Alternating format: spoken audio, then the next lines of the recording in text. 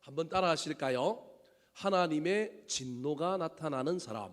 하나님의 진노가 나타나는 자, 사람. 계속해서 제가 로마서를 할 때마다 반복해서 할 겁니다. 로마서는 사도 바울이 로마에 있는 교회에게 보낸 편지인데, 다른 교회의 편지는 사도 바울이 다 먼저 가서 전도하고 교회 세우고 그 다음에 떠나왔는데 문제가 생긴 것을 해결하기 위하여 보낸 편지들이 대부분 바울 서신의 책입니다. 그래서 문제를 해결하기 위하여 쓴 책이기 때문에 사도 바울이 보낸 편지를 대부분 뭐라고 얘기하냐면 과제 서신, 그렇게 얘기합니다. 숙제, 문제 해결해야 될 과제를 해결하기 위하여 보낸 편지다, 그런 말이에요. 근데 유일하게 로마서는 그런 편지가 아니에요.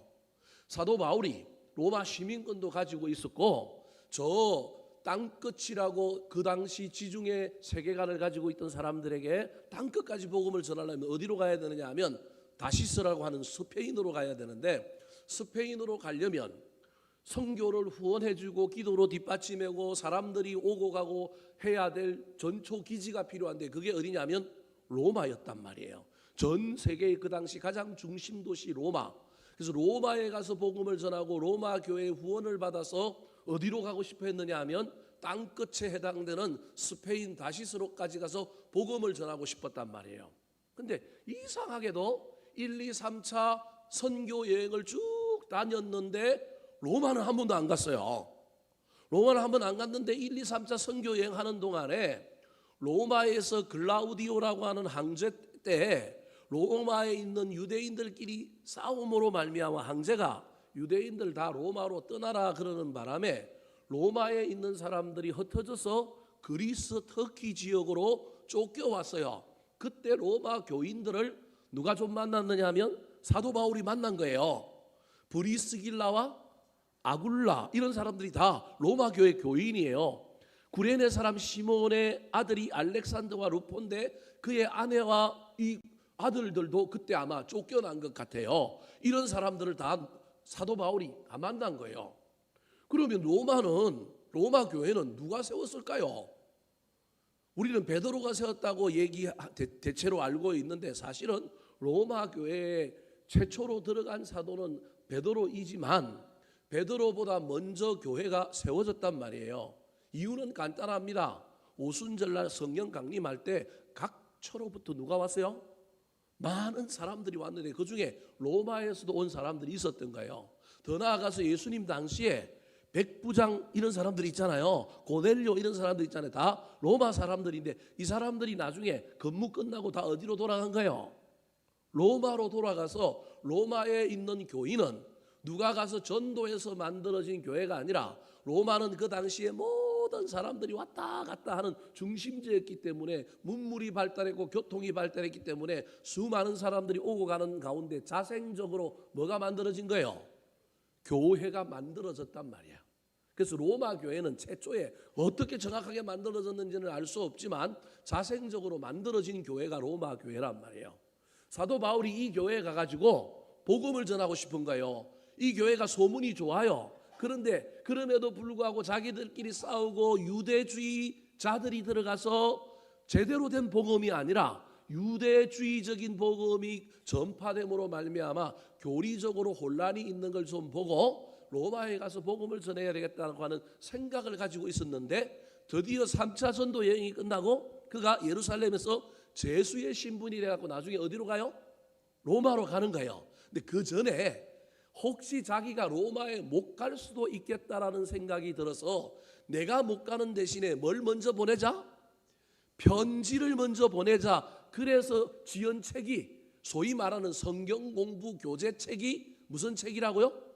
로마서. 복음을 집대성하고 사도 바울이 머리로만 알고 있고 은혜로만 받았던 게 아니라 실제로 선교 여행하면서 가르쳐보고 전파해본 그 모든 복음의 진리, 실제로 필드에서 뛰어본 그 복음의 진리들을 집대성하여 자기가 로마에 못 갈 수도 있기 때문에 내가 못 가면 이 책이라도 공부하고 이 책이라도 읽고 너희들이 먼저 복음을 더 든든히 했으면 좋겠다, 그런 마음으로 먼저 일종의 성경 공부 교재책을 만들어서 보낸 것이 로마서인 거예요. 그래서 사도 바울보다 뭐가 먼저 갔느냐 하면 로마서라고 하는 책이 먼저 갔어요. 그리고 이 책을 읽고 사람들이 많이 은혜를 받은 거예요. 지금도 제3세계국에 가면 기독교가 영적으로는 정서적으로는 우리보다 훨씬 부흥해 있어요. 얼마나 은혜가 막 타오르고 불꽃이 일어나고 성령의 그 능력이 강한지 몰라요. 그런데 설교는 형편이 없어요. 뭐 설교를 잘할 필요가 없어요. 예수님만 이야기해도 그냥 은혜가 되는 거예요. 왜냐하면 성령의 불꽃이 타오르니까. 그런 곳에서 로마서라고 하는 신학적으로 잘 정리된 책, 그리고 실제로 복음의 현장에서 정말로 성령의 감동 속에 지어진 책이 한 권 딱 들어오니까 로마에 있는 교인들이 열광한 거예요. 무슨 말씀이 이해되시죠? 제가 제3세국을 무시해서 그런 게 아니라 거기 있는 사람들 정서적으로 영적으로 우리보다 훨씬 신앙생활 잘하는 사람들 많아요. 뜨거움으로 치면 우리보다 더 뜨거울걸요? 열심으로 치면 우리보다 더 열심일걸요? 주일날 예배 드리러 오는데 몇 시간 걸어서 오는데 우리는 몇 시간 걸어오라면 올까요? 아이고 안 올 거예요. 집 앞에서도 한 5분 늦으면 그냥 집에서 인터넷으로 예배 드리지. 우리랑 그 열심과 열정이 다르다니까요. 그런데 뚜껑을 열어보면 내용은 형편이 없을 거란 말이에요. 사실은. 그럼에도 불구하고 그 사람들이 이제 잘 만들어진 복음의 핵심 로마서를 먼저 읽고 난 다음에 이들이 열광한 거예요. 근데 그때 누가 제수로 왔어요? 사도 바울이 제수로 로마에 왔다는 거예요. 저자가 직접 왔다는 거예요. 저자 직강을 들을 수 있는 기회가 생긴 거예요. 사도 바울 입장에서는 이게 기가 막힌 거예요. 책 보고 미리 뭐하고 온 사람들이에요? 예습하고 온 사람들이잖아요. 그것도 자기는 감옥에 갇혀 있어야 되는데 감옥의 정원이 다 차가지고 자기는 감옥에 안 들어가고 일종의 잡범 취급받아가지고 새 집을 얻어가지고 새 집에서 가택연금 당해서 황제에게 재판받기를 뭐하고 있는 거예요? 몇 년 동안? 2년 이태. 사도행전은 2년을 기다렸다고 그러잖아요. 2년 동안 자기는 못 나가지만 바깥에서 들어오는 사람은 들어올 수 있잖아요. 그래서 로마서 가지고 열심히 공부하고 미리 예습한 사람들이 저자 직강 들으러 누구한테 오느냐면 사도 바울한테 오는 거예요. 기가 막힌 효율적인 복음을 로마에서 누가 전했냐 하면 사도 바울이 전한 거예요. 책 먼저 보내고 그 책 지연이가 가서 나중에 그 책을 읽은 사람들 가지고 열심히 복음을 전하는 거예요. 우리는 이게 책이 먼저 왔다는 걸 늘 염두에 두고 생각해 봐야 되는 거예요. 본인이 가야 되는데 본인이 못 가고 책이 먼저 가니까 사도 바울은 이 책에 무엇을 담고 싶으냐 하면 예수 그리스도의 복음의 핵심을 담고 싶었어요. 복음이 뭐냐? 믿음이 뭐냐? 여기에 대한 아주 중요한 내용을 담고 싶었던 거예요. 특별히 복음과 관련되어 있어서 제일 중요한 건 구원이란 말이에요. 예수 그리스도를 믿음으로 말미암아 믿음으로 구원받는 것에 대한 이야기를 1장에서 9장까지 가요. 9장까지. 특별히 8장에 보면 그 믿음으로 구원받는 그 놀라운 이야기 속에 이제 성령에 대한 이야기도 나오고요. 그다음에 이제 10장으로 넘어가면 이제 유대인과 이게 이방인들 사이의 구원과 관련돼 있는 이야기를 하고 난 다음에 11장부터 넘어가면 그냥 이제는 실제적인 바울 사신의 그 대표적인 이론과 실천이라고 하는 부분으로 넘어가는 거예요. 지금 우리가 계속해서 살펴보고 있는 이 로마서의 앞부분은 사도 바울이 나는 예수 그리스도의 뭘 전하는 사람이라고요? 복음 전하는 사람이라는 거예요. 1장 1절에서 사도 바울은 난 복음 전하는 사람이다. 난 너희들에게 복음을 가르치려고 한다라고 분명히 얘기하고 있습니다. 자, 1장 1절 다시 한번 읽어볼까요? 시작. 예수 그리스도의 종 바울은 사도로 부르심을 받아 하나님의 복음을 위하여 택정함을 입었으니 나는 종이다. 나는 사도다. 그런데 나는 종이든지 사도든지 나의 가장 중요한 목적은 무엇을 위하여? 복음을 위하여 난 택정함을 입었다. 그러면서 복음은 세 가지 차원에서 복음인데 그걸 부르심이라고 하는 1장에 동사가 반복돼요. 세 가지 부르심으로 설명하면 첫 번째가 복음은 우리를 구원으로 부르는 거예요. 자, 그 다음 화면 한번 띄워주실까요? 예, 그 앞에 거 없어요? 예, 구원으로 우리를 부른 거예요. 그러니까 복음은 뭐냐면 우리를 구원하는 게 복음이에요. 그런데 구원에만 머물러 있는 것이 아니라 구원받은 하나님의 사람들은 삶의 현장에서 거룩한 성도로 부르심을 받은 거예요. 사도 바울은 복음을 위하여 부르심을 받았는데 이 복음을 로마 교회에 전함으로 말미암아 로마 교회 교인들도 구원으로 불러내기를 원할 뿐만 아니라 너희들이 구원만 받고 천국 가는 것이 목적이 되면 안 되고 그것 플러스 이 땅에서 너희들이 거룩한 삶을 살아서 복음을 가진 사람들, 예수를 믿는 사람들이 어떤 사람인지 보여주라는 거예요. 그래서 그것 때문에 로마에 있는 귀족들이 전부 자기 며느리는 누굴 선택해요? 예수 믿는 사람들을 선택하잖아요. 너무 부패하고 너무 엄난해서 도저히 다른 사람들을 쓸 수가 없는 거예요. 로마의 귀족의 자제들을 자기 자식들의 배우자로 삼을 수 없는 거예요. 그래서 데오빌로라고 하는 사람은 누가복음이라고 하는 예수 그리스도의 복음에 대하여 알고 싶어서 그 사람을 향하여 책을 쓴 거예요. 누가가. 왜요? 그 부인이 예수 믿는 여자였을 가능성이 있는 거예요. 여하튼 구원으로 부르심을 받은 우리는 그 다음에 무엇으로 부르심을 받은 사람들이냐면 거룩한 성도, 삶의 현장에서 거룩한 삶을 살아내는 사람들로 부르심을 받았다. 이게 복음이라는 거예요. 더 나아가서 복음은 나 혼자 구원받고 그냥 내가 삶의 현장에서 잘 사는 정도를 넘어서서 또다시 나에게 하나님께서 무엇을 준다고요? 직분과 사명을 준다. 복음을 위하여 또는 이 땅에서 나에게 하나님께서 어떠한 사명을 주었는데 그 사명을 붙들고 살아가게 하는 것이 복음이다. 그래서 복음은 부르심이다라고 하는 것을 1장 서두에서 설명을 해요. 그러면 내가 가진 복음은 어떤 복음일까? 사도 바울이 자기의 부르심을 통하여 복음을 받은 사람, 구원을 받은 사람은 어떤 부르심이 있는지를 설명하고 난 다음에 그 다음에 이야기하고 있는 것이 사도 바울 자기가 소유한 복음을 설명해요. 그게 지난주 설교였어요. 첫 번째가 어떤 복음이었어요? 부끄러워하지 않는 복음. 좁은 길을 가고 세상 사람들 눈에 바보 같고 좀 루저 같고 좀 모자란 것 같다라도 나도 거기에 사람들의 시선 때문에 아유 나 왜 이렇게 사냐, 나 예수 믿는다, 왜 이렇게 하지 않고 세상 사람들의 기대와 달리 나는 뭐 하지 않는다고요?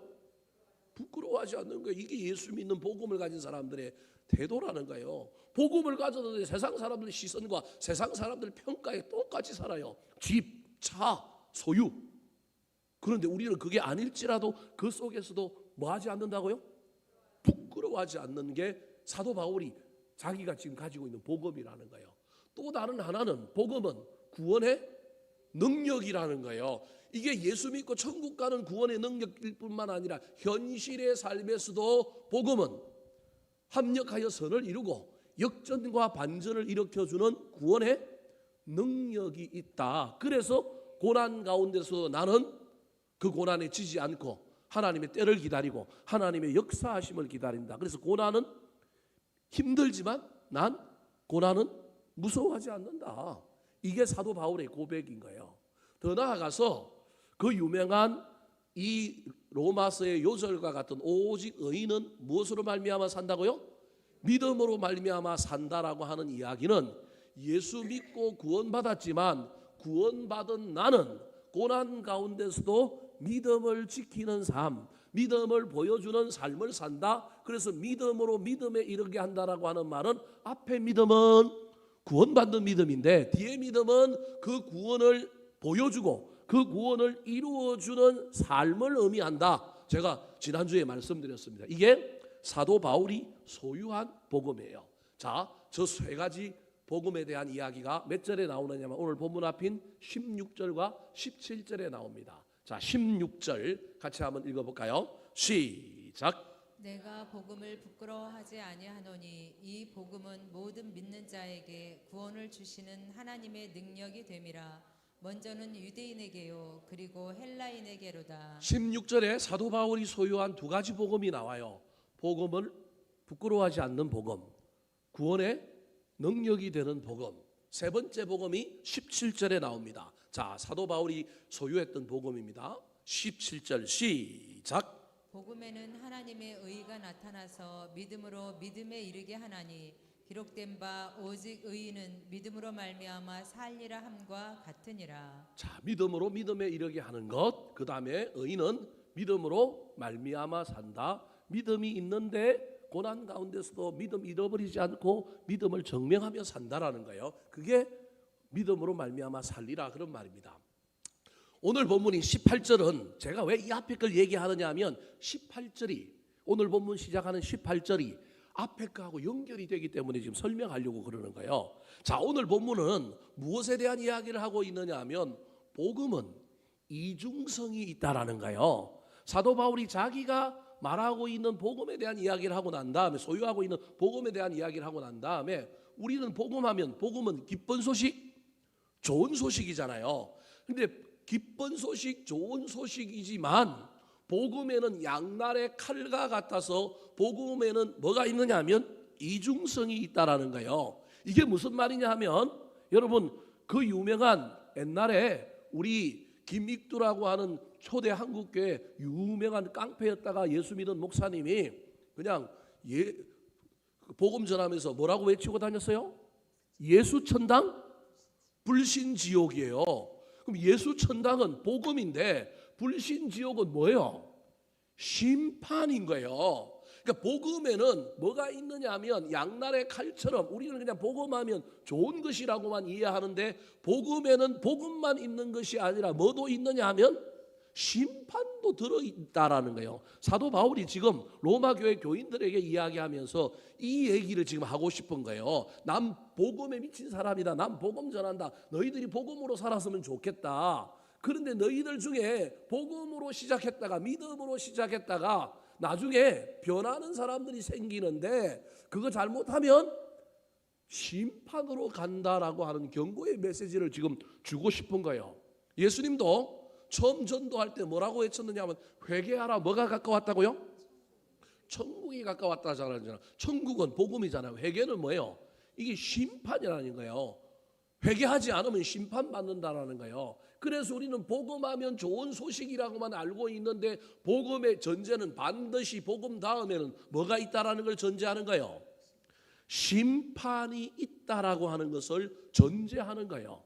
그래서 오늘 보면 18절에 사도 바울이 앞에는 막 복음에 대한 긍정적인 이야기를 다 하고 난 다음에 오늘은 갑자기 하나님의 진노에 대한 이야기를 해요. 자, 18절 말씀 오늘 본문 시작입니다. 같이 한번 읽어볼까요? 시작. 하나님의 진노가 불의로 진리를 막는 사람들의 모든 경건하지 않음과 불의에 대하여 하늘로부터 나타나나니.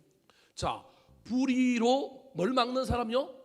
진리를 막는 사람들이 있다라는 거예요. 그럼 불의로 진리를 막는 사람은 여러분 이제 잘 생각해 봐야 됩니다. 불의로 진리를 막는 사람은 대표적으로 안 믿는 사람일 수도 있습니다. 근데 오늘 본문을 잘 읽어보면서 불의로 진리를 막는 사람이 안 믿는 사람이 아니라 초대 교회 안에 믿는 사람들 중에 있는 사람들에 대하여 경고하고 있는 메시지일 가능성이 많은 내용이 뒤에 나옵니다. 일반적으로는 안 믿는 사람, 이방인들, 주님을 모르는 사람을 불의로 뭘 막는 사람이라고요? 진리로 막는 사람들이라는 거예요. 그래서 불의로 진리로 막았기 때문에 이 사람들에게는 하나님의 진노가 하늘로부터 나타난다, 임한다라는 거예요. 그래서 이 사람들은 구원 못 받고 천국 가지 못하고 어디 간다고요? 지옥 간다라는 거예요. 오늘날 한국 교회 안에 여러분 지옥 천국에 대한 이야기가 사라져 버렸다니까요. 사람은 두려워하는 것을 믿습니다. 이 말이 좀 이상하죠? 사람은 두려워하는 것을 믿어요. 여러분 돈이 무섭다는 걸 아는 사람은 돈을 믿어요. 말이 좀 이상합니까? 하나님을 믿는 사람은 누굴 두려워해요? 하나님을 사랑하기도 하지만 한편으로는 하나님을 믿는 사람은 하나님을 두려워해요. 그래서요 두려워하는 것이 믿는 거라니까요. 반대로 얘기하면 지옥이 있는 것을 믿는 사람은 지옥 가기를 뭐해요? 두려워해요. 무슨 말씀이 이해되십니까? 그래서 지옥 가려고 해요? 안 가려고 해요? 안 가려고 해요. 오늘날 한국 교회 안에 천국에 대한 이야기도 사라지고 지옥에 대한 이야기도 사라져 버렸다니까요. 그래서 지옥 이야기하면 괜히 고리타분한 사람 같고 뭐 여기가 천국 같은데 뭘 지옥을 가? 여기가 천국인데 뭐 천국 갈 필요가 뭐 있어? 대한민국이 천국인데 여기서 살면 되지. 그래서 교회 안에 이 지옥과 천국에 대한 이야기가 사라져 버렸어요. 근데 이 이야기가 지옥과 천국에 대한 이야기만 사라진 게 아니라, 여러분 죄송하지만 천국과 지옥이 사라져 버리는 순간 우리의 신앙은 누굴 안 믿는 거냐 하면, 우리가 머리로는 하나님을 믿는다고 이야기하지만 두려워하는 것이 없단 말이에요. 지금 뭐만 두려워하느냐 하면 돈 없는 것만 두려워해요. 돈만 두려워한다니까요. 그러면 우리 뭘 믿는 사람이에요? 죄송하지 않지 우리 돈 믿는 사람이에요. 기분이 나쁘죠? 분명히 난 예수 믿는데 두려워하는 걸 믿는 거라니까요, 여러분. 그래서 돈을 두려워하면 안 되고 누굴 두려워해야 돼요? 하나님을 두려워해야 한다니. 지옥이 있는 것을 믿는 사람은 지옥 안 가려고, 지옥 두려워하고 지옥 안 가려고 한다니까요. 그런데 지옥을 두려워 안 해요.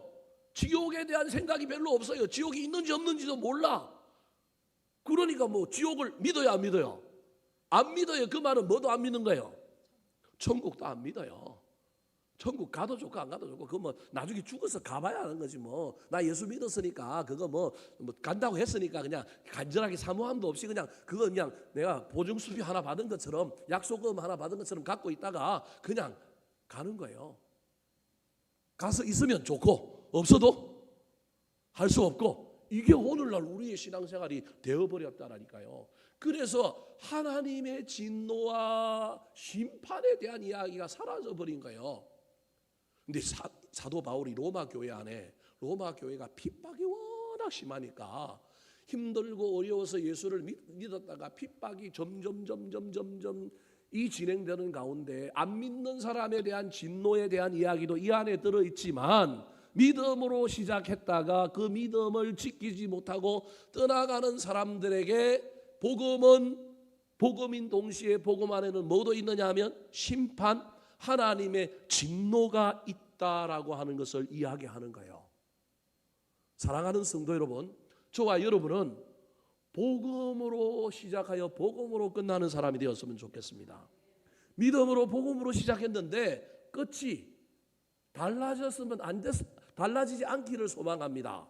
오늘 본문 17절과 18절은 두 종류의 사람을 우리에게 대비시키고 있어요. 자, 집사님 17절 한번 보여주실까요? 17절에는 어떤 사람이 나오느냐 하면요, 여러분 복음을 믿는 자에게 뭐가 나타나요?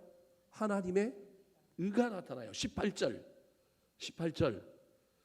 불의로 진리를 막는 자에게 하나님의 뭐가 나타나요? 진노가 나타나요. 저와 여러분의 삶에 하나님의 의가 나타났으면 좋겠습니다. 우리의 삶에 하나님의 진노가 나타나는 게 아니라, 우리는 하나님의 진노는 교회 안에 있는 우리 말고 저 세상 바깥에 예수 안 믿는 사람에게만 나타나는 거라고 생각합니다. 제가 칼빈의 예정론을 무시하고 막 이상하게 여러분에게 설명하는 것도 아닙니다. 교회 안에 있는 사람들이 대체로 다 구원받겠지만 여러분 구원 안 받은 사람도 있다니까요. 제가 나중에 천국 갔는데 목사들 중에도 없을 사람이 천지백갈일 가능성이 있고요. 우리가 보기에 정말로 안 올 사람이 와 있을 수도 있다니까요. 누구 마음이에요? 공의로우신 하나님이 딱 보고 판단하실 거라니까. 우리 인간의 눈으로 판단하면 안 된다니까요.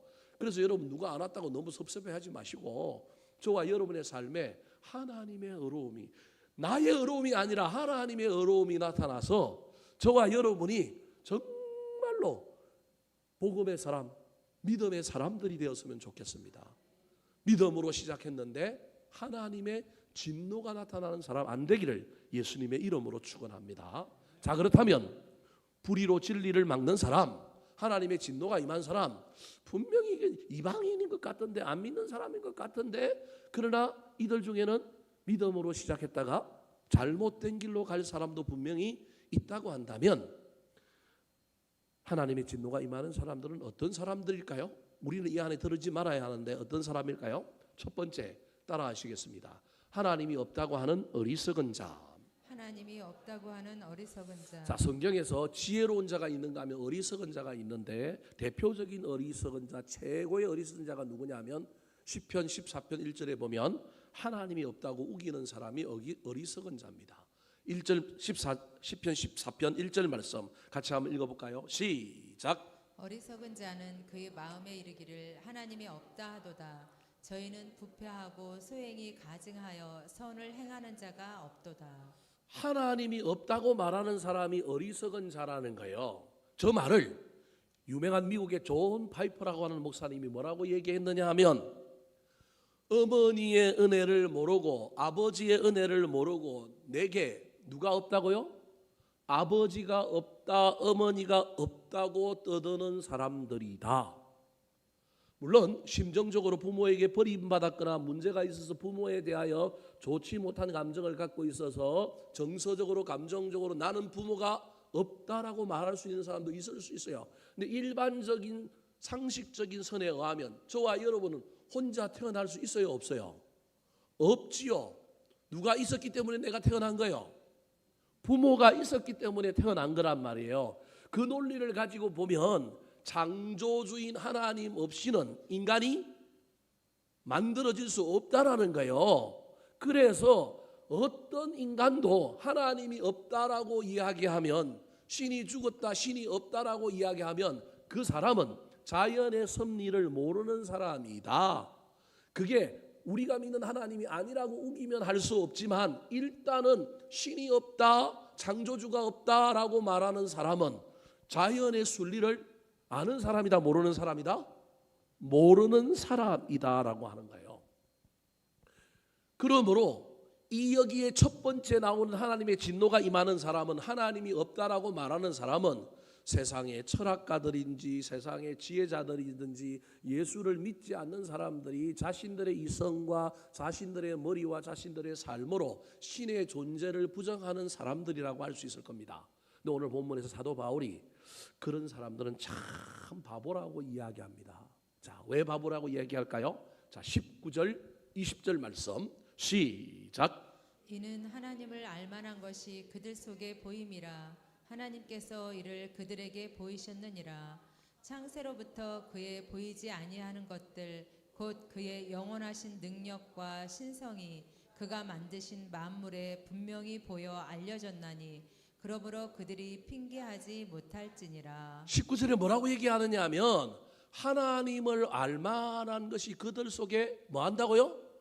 보입니다. 하나님께서 그들에게 보이셨다라는 거. 이걸 뭐라고 얘기하냐면 이걸 일반 계시, 그렇게 얘기합니다. 일반 계시에 의하면 자연 만물이든지 어디든지 간에 창조주 하나님이라고 하는 존재가 어렴풋이 있어서 하나님의 존재를 모르는 사람은 없는데, 그럼에도 불구하고 그들이 하나님을 뭐라고 얘기한다고요? 없다고 우긴다라는 거예요. 그래서 20절에 뭐라고 얘기하고 있냐면, 그의 영원하신 능력과 신성이 그 만드신 만물에 분명히 뭐 했었다고요? 알려졌다, 보여 알려졌다. 그래서 보였다라고 하는 말이 저기 몇 번 나오느냐 하면 3번이나 나오는 거예요. 19절과 20절에. 그럼에도 불구하고 하나님이 없다고 뭐 한다고요? 우기는 사람들에게는 뭐가 임할 거다? 하나님의 진노가 임할 거다. 그래서 이 첫 번째 나오는 하나님이 없다고 하는 어리석은 자는 불신자들, 믿지 않는 자들 중에 하나님의 존재를 부정하고 그렇게 살다 가는 사람은 하나님의 진노가 임할 것입니다. 왜냐하면 그들에게 일반 계시로 하나님이 있다라는 걸 보여줬는데도 불구하고 그걸 모르는 거예요. 나사의 과학자들이라든지 수많은 과학자들 중에 딱 두 부류로 나뉘는데, 지금 현재는 과학자들 중에 두 부류지만 훨씬 더 유실론자들이 많아요. 삶의 알매 방사성이라고 하는 원칙이 있어요. 제가 요만큼을 알아요. 이 원만큼 알아요. 그럼 모르는 부분은 어느 만큼이에요? 이 바가테를 다 몰라요. 무슨 말씀이 이해되십니까? 우리는 똑똑하고 지혜 있다고 그러는데 내가 요만큼을 알아요. 근데 모르는 만큼은 뭘 몰라요? 그 바깥에 있는 걸 몰라요. 과학자들이 우리보다 많이 알아요. 천체를 알고 물리를 알고 뭔가를 많이 안단 말이에요. 그래서 그들이 알면 알수록 과학이 위대하고 증명되지 않는 건 과학이 아니고 막 이러다 보니까 신을 어떻게 물리로 증명되느냐 이러다가 이들이 처음에는 신이 있다 없다? 없다라고 주장을 해요. 그런데 조금 더 나아가면 우주를 보고 사람의 DNA를 연구하고 막 미세 분자들을 연구하다 보면 자기들이 모르는 것이 아는 것보다 훨씬 많은 것에 나중에 도달하게 돼요. 그러면 그때부터 자신들의 머리가 멍해지면서 무엇을 느끼기 시작하느냐 하면 이게 신이 있구나. 미지의 영역이 이렇게 많은데 내가 모르는 게 이렇게 많은데 이건 분명히 인간으로는 이건 안 되는 일이고 우리 존재를 초월하는 그 누군가 그게 우리 하나님이면 좋겠는데 여하튼 그 하나님까지는 안 가더라도 신의 존재를 믿는 사람들이 훨씬 많은 거예요. 그래서 대체로 설문조사를 해보면 과학자들 설문조사를 해보면요 3분의 2가 신이 있느냐 없느냐라고 물으면 3분의 2가 있다고 이야기해요. 근데 그 중에 2분의 1이 그러니까 전체 2분의 1이 그 신이 우리 기독교에서 얘기하는 하나님이냐라고 물으면 그 하나님이라고 인정하는 사람이 과학자들 중에 그래도 2분의 1이 된다니까요. 이게 과학자들이 가지고 있는 거예요. 근데 문화와 사회 속에 살아가고 있는 일반 사람들은요 훨씬 더 뭐가 많느냐 하면 무신론자가 많은 거예요. 그런 무신론자들도 뭐라고 얘기해요? 친구 아버지가 죽으면 돌아가시면 장례상에 식장에 가고 친구한테 너네 아버지 어디 갔다고요? 좋은 데 갔대요. 좋은 데가 어디예요? 좋은 데 갔대. 지가 좋은 데를 가봤어요? 그 말은 죽음 이후에 세계가 있다는 거예요 없다는 거예요? 있다는 건 좋은 데는 어디예요? 천국이에요. 지 맘대로 지가 보내줄 수 있어요? 지가 그 말한다고 천국 보내줄 수 있어요? 무신론자인데도 불구하고 뭐라고 얘기하냐면 막 장례식장에 가고 너네 아버지 어디 갔을 거라고요? 좋은 데 갔을 거라는 거예요. 아니 뭐 죽으면 끝이라고 뭐 이 세상 한 세상이라고 얘기하면 여기서 뭐 놀자 먹자 부어라 마시자 이렇게 얘기했던 친구들도요 꼭 장례식장에 가면 위로한답시고 뭐라고 얘기하냐면 너네 엄마 너네 아버지 좋은 데 갔대요. 제가 그 얘기를 옆에서 듣고 있다가 야 좋은 데가 어딘데라고 물어보고 싶어요. 근데 남의 장례식장이니까 뭐 그럴 수는 없어서 속으로 야 저게 옛날에 나한테는 내가 목사인 줄 아니까 나한테는 신이 없다고 그러더니만 저게 뭐 다음 세계가 있음을 이야기하네. 그래서 대놓고 야 그럼 너 죽으면 너는 어디 가고 싶냐? 좋은 데 가고 싶다고. 좋은 데는 어떻게 가냐? 물어보고 싶어요. 네 맘대로 가냐? 내가 그 좋은 데 가는 방법 알려줄게. 너도 좋은 데 가야 되지 않겠느냐? 이러고 전도하고 싶은 생각이 얼마나 가득한지 몰라요. 제가 청년 사역들을 감당할 때 전도를 해서 데리고 온 친구들 중에 서울대 출신의 한 친구가 그 서울대 출신의 무신론자가 한 명이 친구 따라 왔어요. 이 친구는 와가지고 저랑 토론해갖고 자기의 지식을 자랑하려고 저한테 저를 공경에 빠뜨리려고 친구가 그냥 전도해서 가자고 그러니까 집회한다 가자 하니까 와가지고 이제 제가 전도사인데 전도사 시절에 저한테 뭐 한번 수모를 주고 가려고 온 거예요. 와가지고 저한테 질문을 했어요. 이순신 장군 세종대왕이 천국 갔을까요? 지옥 갔을까요? 여러분 어디 갔을 것 같아요? 천국 갔을 것 같아요? 지옥 갔을 것 같아요? 제가 그래서 뭐라고 얘기했느냐면 야 이순신 장군하고 세종대왕이 천국 갔는지 안 갔는지는 모르겠지만 네가 천국 못 갈 가능성이 훨씬 많은 건 나는 안다. 그러니까 얘가 그 말에 일단 기가 죽었어요. 그리고 난 다음에 기 죽은 애한테 제가 설명을 했어요. 오늘 본문의 말씀을 가지고 설명을 했어요. 이순신 장군이 세종대왕이 천국 갔는지 안 갔는지는 모르겠지만 그 시절에 복음이 없고 교회가 없었으니 이들이 그냥 무턱대어 놓고 대놓고 이 사람들은 그때 그 시절에 복음이 전해지지 않았기 때문에 천국과 지옥 같다라고 단정할 수는 없다. 내가 그렇다고 그들이 믿음으로 분명히 어디 가느냐 하면 믿음으로 천국 가는데 그들이 천국 갔다고도 자랑할 수 없다. 그들이 천국 갔는지 지옥 갔는지는 누가 판결할 거냐면 하나님이 판결할 건데 조선시대 저 통일신라시대 고려시대 복음이 전해지지 않는 시대에 살았던 사람들은 하나님이 뭘 갖고 판단할 거냐 하면 일반 계시 속에 나타난 하나님 종교로서 기독교 종교로서의 믿음이 아니라 그 속에서 하나님의 존재를 알고 그래도 그 존재를 그 시대의 방식으로 믿었던 사람들은 나는 어디 갔을 거라고요? 천국 갔을 거라고 생각한다. 그 기준은 나한테 있지 않고 하나님에게 있기 때문에 나는 그 사람들이 천국 갔는지 안 갔는지는 난 모르겠다. 그러나 나는 세종대왕이 좋은 일을 많이 했기 때문에 이순신 장군이 나라를 구했기 때문에 내가 천국 갔을 때 그분들도 뭐 했으면 좋겠다? 있었으면 좋겠다. 그러나 내가 원한다고 있는 것이 아니라 하나님의 관점에서 그 시대에 종교도 없고 예수님도 없고 복음도 없었지만 양심 속에서 또는 자연 만물 속에서 또는 그 시대의 문화 속에서 하나님의 계시가 있었는데 그 하나님을 어렴풋이라도 믿었다고 한다면 하나님의 존재를 믿고 자기 삶을 그 삶 속에서 건신하고 꼭 우리처럼 믿음을 가지고 막 이 시대에 살아가는 그런 모습은 아닐지라도 어떻게 하나님의 마음에 들 만한 어떠한 삶을 살았느냐 아니냐를 가지고 우리 하나님이 뭐였을 거다? 판단했을 거다. 여러분, 저는 지금도 누군가가 물어보면 그럼 예수님이 태어나기 이전에 저 이스라엘 땅에는 이스라엘 백성들 하나님이 있었는데 그 시대에 저쪽에 다른 쪽에는 하나님이 없는데 그 사람들은 다 지옥 갔습니까? 라고 물으면 저는 지금도 이렇게 대답할 겁니다. 모릅니다. 그러나 우리 하나님이 그 사람들을 그대로 내버려 두지는 않을 겁니다. 우리가 모르는 하나님의 관점으로 그들이 신의식을 가지고 하나님에 대한 어떤 감각, 어떤 것, 그 시대는 믿음으로 고백하고 이럴 수는 없으니까 그 속에 얼마나 하나님을 누렸느냐, 하나님을 경험했느냐라고 하는 어떤 측면을 가지고 우리 하나님이 판단했을 수도 있다. 내 작은 머리로는, 내가 생각하는 머리로는 그것도 정답이 아닐 수도 있지만 중요한 건 하나님은 사랑의 하나님이시기 때문에 무턱대고 복음이 전해지지 않고 기독교가 없고 하나님이 전해지지 않는 그때에 그 사람들 다 지옥 가게 하지는 않았을 것이다. 성경에 보면 뭘로 판단한다 그랬느냐 하면 양심으로 판단한다고 했으니 분명히 우리 하나님께서 판단해서 그들 중에도 구원받을 사람들이 있었을 것이다. 제가 지금 왜 이 얘기를 하느냐 하면 그러므로 하나님이 없다고 하는 사람은 어리석은 자일 뿐만 아니라 반드시 그 사람에게는 하나님의 뭐가 임한다고요? 진노가 임한다. 이건 복음이 전해졌느냐 안 전해졌느냐 교회가 있느냐 없느냐 상관없이 우리 인간은 모든 삶의 현장에서 하나님의 존재를 깨닫고 알 수 있는 것들이 우리 하나님께서 이 땅에 계시해 놓은 곳 속에 있다 없다? 있다. 그러므로 하나님의 존재를 뭐 하면 안 된다고요? 부정하면 안 된다.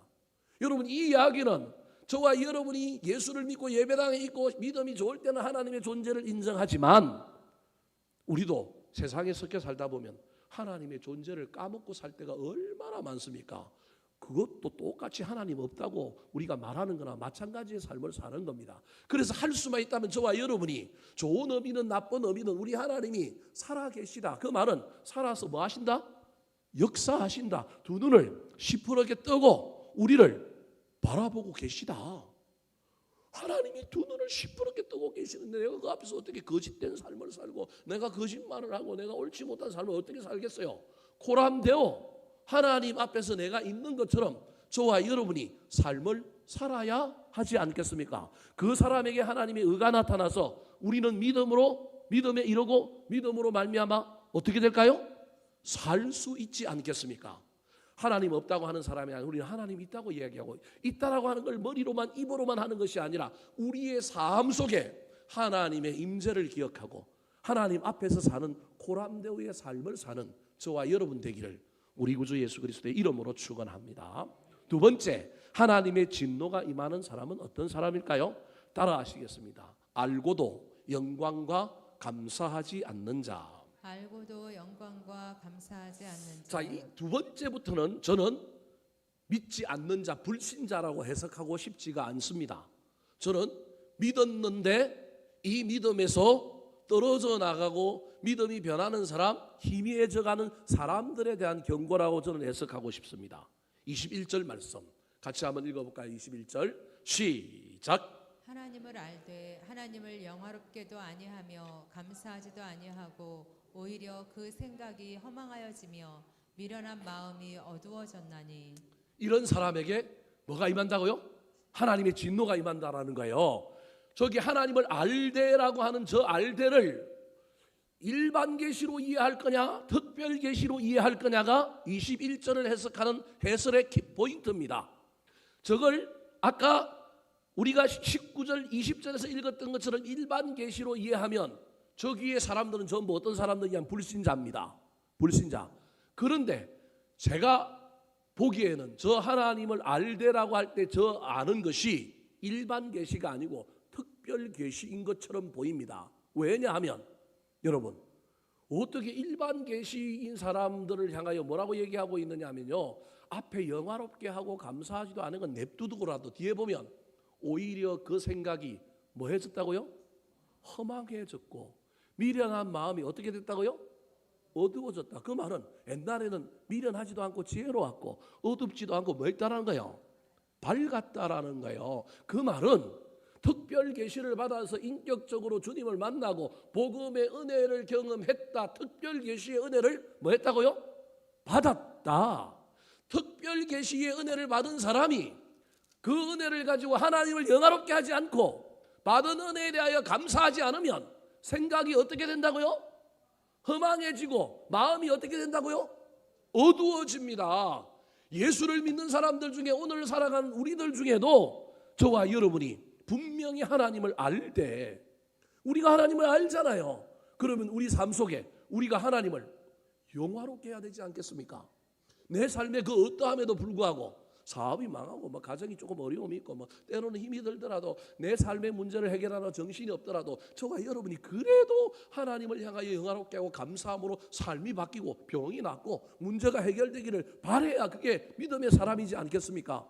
세상 사람들과 똑같이 내 코가 석자라고 이거 문제 해결 안 하느라고 하나님을 향하여 우리가 해야 할 도리를 하지 못한다고 있다면 잠시 잠깐 헤맬 수는 있지만 빨리 정신을 차려서 이 문제가 해결되려면 내가 더 열심히 살아야지. 이래야 그 사람이 믿음의 사람 아니겠어요?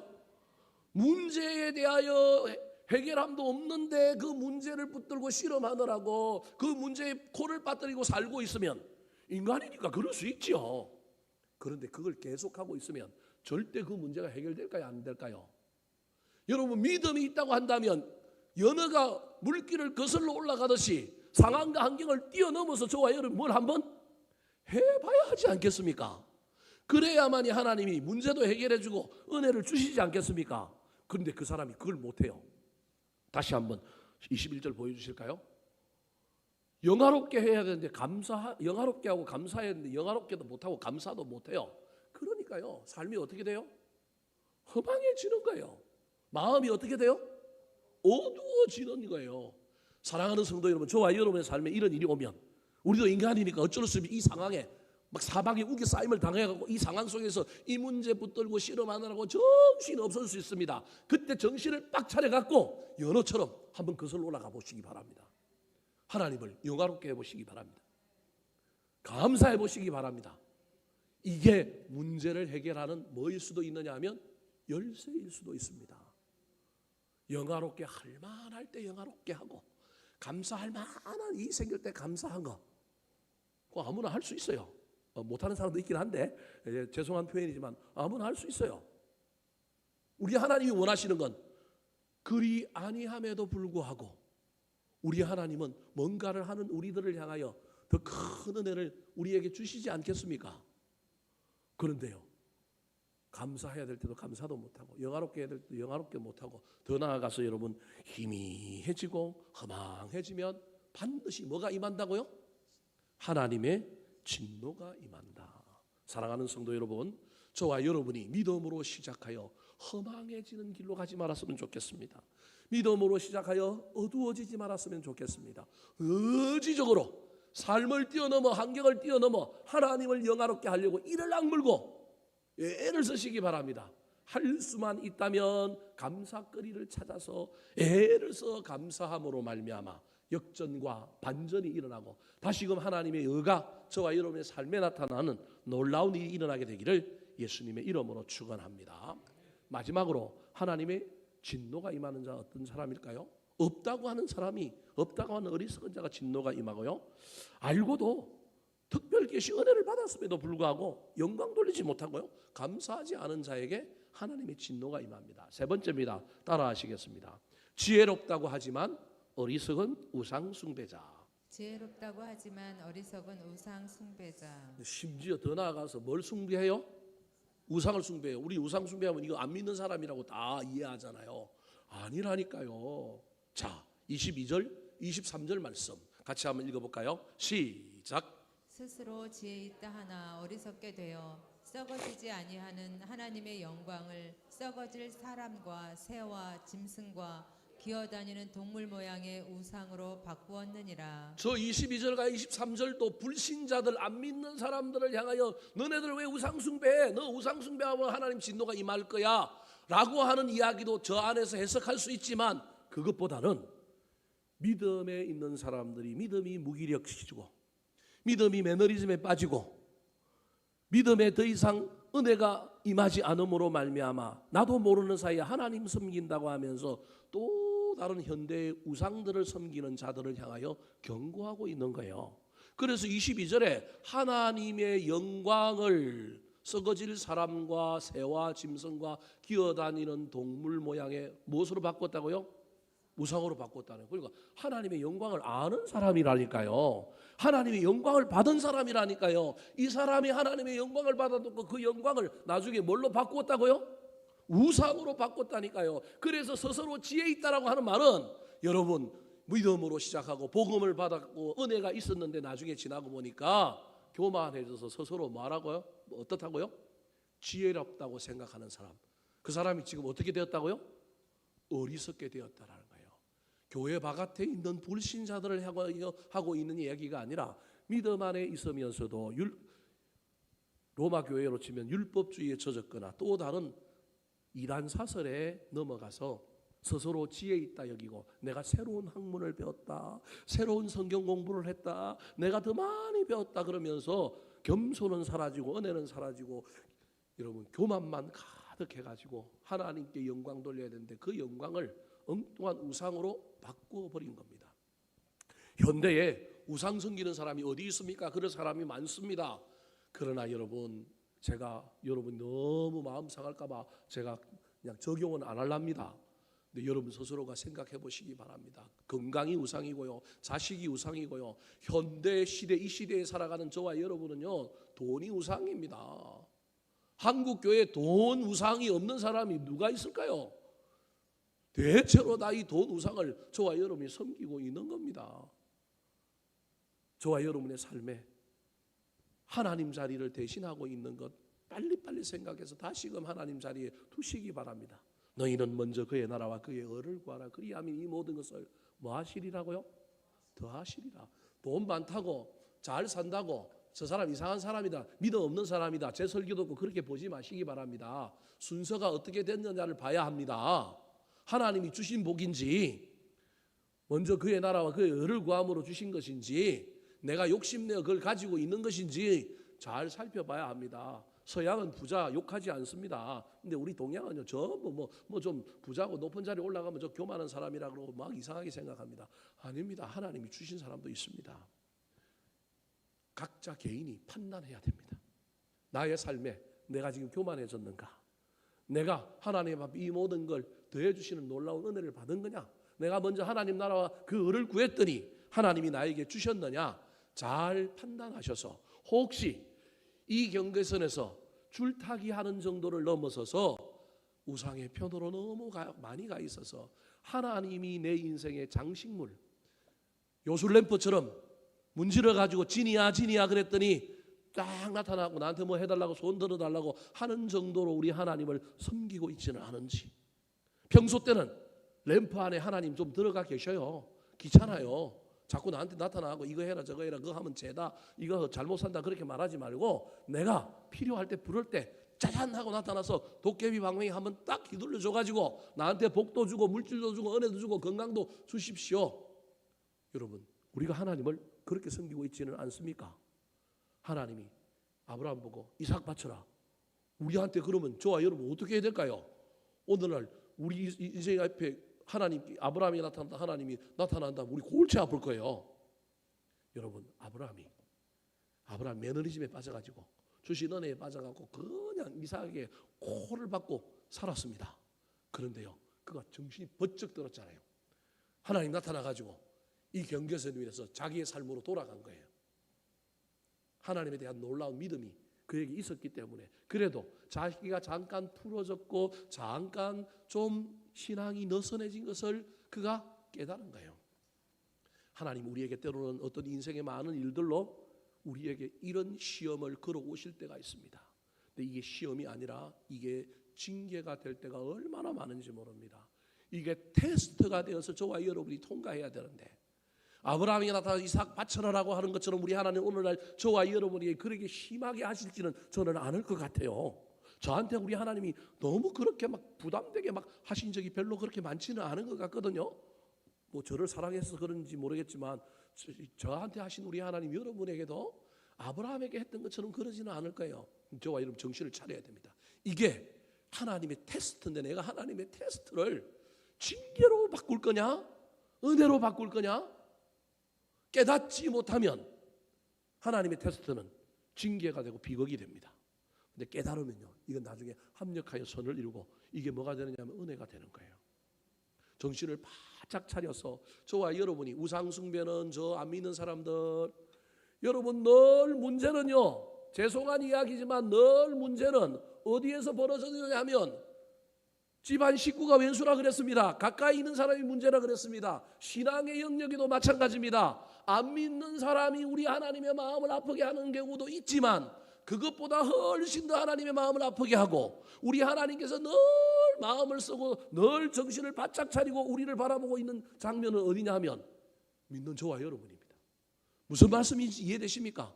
제 설교가 간혹 안 믿는 사람에 대한 도전보다 믿고 있는 우리에 대한 예방주사를 놓는 설교를 제가 많이 하는 이유 중에도 하나도 그거예요. 그래서 아무 문제 없는 사람들한테 제가 이 설교하고 괜히 그 사람들 믿음 흔들리게 하고 기분 나쁘게 할까 봐 저는 걱정이지만, 그럼에도 불구하고 이 설교는 필요하다고 생각하기 때문에 오늘 로마서 본문 말씀을 가지고 이게 이방인에게 전적으로 적용된다고 설교하면 여러분 무슨 은혜가 되겠어요? 하나님의 진노, 그래 저 이방인들에게 임할 거야. 근데 저는 그게 아니라고 본다는 거예요. 누구에게도 임할 거냐 하면, 정신 안 차리면 누구에게도 임한다고요? 나에게도 임할 진노다.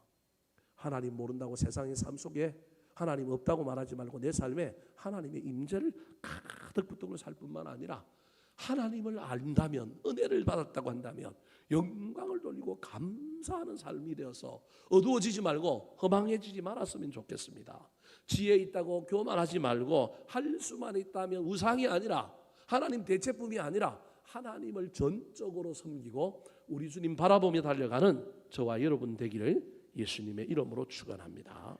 한번 따라 하실까요? 하나님의 진노가 나타나는 사람, 하나님의 진노가 나타나는 사람, 하나님이 없다고 하는 어리석은 자, 하나님이 없다고 하는 어리석은 자, 알고도 영광과 감사하지 않는 자, 알고도 영광과 감사하지 않는 자, 지혜 있다 하나 어리석은 우상 숭배자. 지혜 있다 하나 어리석은 우상